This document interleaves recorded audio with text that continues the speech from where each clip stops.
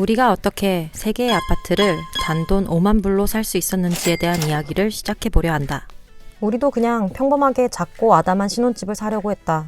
2018년 5월 회사에서 집 서칭을 하고 있던 준에게 직장 동료 스캇이 한마디 했다. 싱글팸 말고 멀티팸을 사 라며 가격 차이는 별로 안 나는데 월세를 벌 수 있다고 알려주면서 집값의 3.5%만 있어도 집을 살 수 있다고 했다. 그 당시 내가 보고 있던 단독주택 집들이 4-50만 불이었는데 다세대 주택은 6-70만 불 선이었다. 가격은 1.5배인데 집 개수는 3배였으니 그 호기심이 생겨서 대출을 알아보기 시작했고 스캇의 말이 사실이었다. 그때부터 갑자기 우물안 개구리였던 우리가 우물 밖으로 나온 느낌이 확 들었고 부동산 팟캐스트를 미친 듯이 들으며 공부하기 시작했다. 이론은 간단했다. 가장 적은 돈을 투자해서 오래된 3세대 주택을 매매한 뒤 레노베이션 후 한 층에 거주하면서 나머지 2층의 월세 소득으로 모기지를 커버한다는 이론이다. 그러면 나는 매달 집세 없이 공짜로 사는 것과 마찬가지이고 세입자가 내 모기지를 갚아주면서 지분을 늘려주는 것에 덤으로 30년 모기지 뒤에는 내 이름의 집이 생기는 것이다. 은행에서 우리 수입과 재산으로 얼마까지의 대출을 받을 수 있는지 프리 어프로브로 받는 것을 시작으로 우리의 부동산 여정이 시작됐다. 처음엔 은행 담당자가 우리 통장에 3만 불밖에 없다는 것에 매우 충격을 받아 했다. 나는 약사고 남편은 건축가라서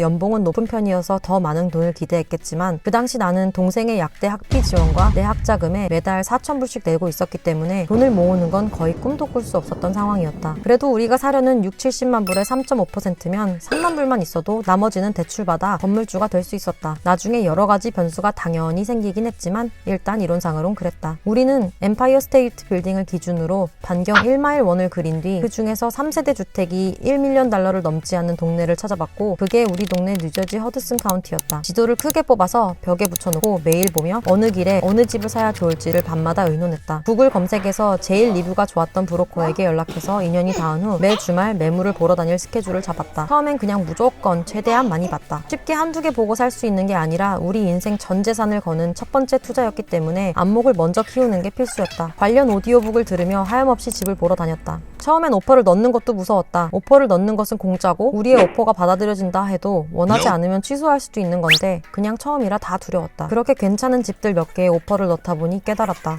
우리 다운페이가 너무 낮아서 우리 오퍼는 경쟁력이 없구나. 셀러들은 무조건 더 큰 돈을 테이블에 얹어놓는 오퍼를 우선으로 고르는구나. 그 당시 올 캐시 바이어들도 종종 보였기 때문에 우린 어차피 다 까이는구나. 그때부터는 괜찮아 보이는 집들의 오퍼를 있는 대로 다 넣었고 운 좋게 우리가 선택돼서 계약에 들어간 딜들이 있다 하더라도 쉽지 않았다. 한 매물은 인스펙션에서 침수의 정황이 발견돼 엎어진 건이 있었고 다른 매물은 갑자기 셀러가 가격을 더 받고 싶다고 해서 수지타산이 맞지 않아져 엎어진 경우도 있었다. 그때의 실망감은 이루 말할 수 없었지만 언젠간 우리의 매물을 만나겠지라는 믿음 하나로 계속해서 팟캐스트를 들으며 버텼다. 그렇게 큰 수확 없이 5개월의 시간이 흘렀다.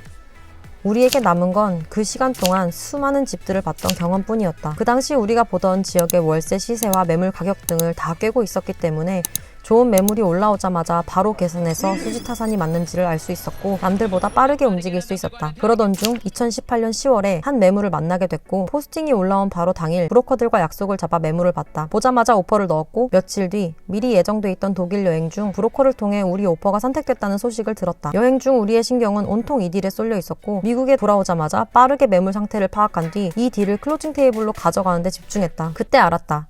다운 페이먼트 이외에도 클로징 비용이 따로 들어간다는 것을. 젠장. 다행히 우리가 부동산 서칭을 하는 동안 동생이 약대를 졸업해 학비가 더 이상 나가지 않은 덕에 영혼을 끌어모아 5만 불을 만들 수 있었다. 그 돈으로 다운페이, 변호사비 등등을 충당했고 드디어 2018년 11월 말 우리는 3층 빌딩의 키를 손에 얻게 됐다. 물론 기뻤지만 마냥 기쁠 수는 없었던 이야기는 다음에 하도록 하겠다. 결론을 짧게 요약하자면 결국 2층과 3층이 각각 2,000불의 월세 수익을 내서 총 4,000불이 매달 생겼고 그 당시 모기지가 매달 4,800불이었으니 800불 빼고는 모두 커버가 됐다. 물론 자잘한 다른 유지 비용들이 발생했기에 우리는 대략 한 달에 1,000불만 내고 1층에서 사는 셈이 됐다. 그 값은 우리 동네 월세의 반값이었으며 우리가 내는 그 1,000불 또한 의미 없이 내는 월세가 아닌 내 부동산 지분을 차곡차곡 쌓아준다는 데에 차이점이 있었다. 모기지가 비쌌지만 괜찮았다. 어차피 세입자들이 나 대신 내주니까.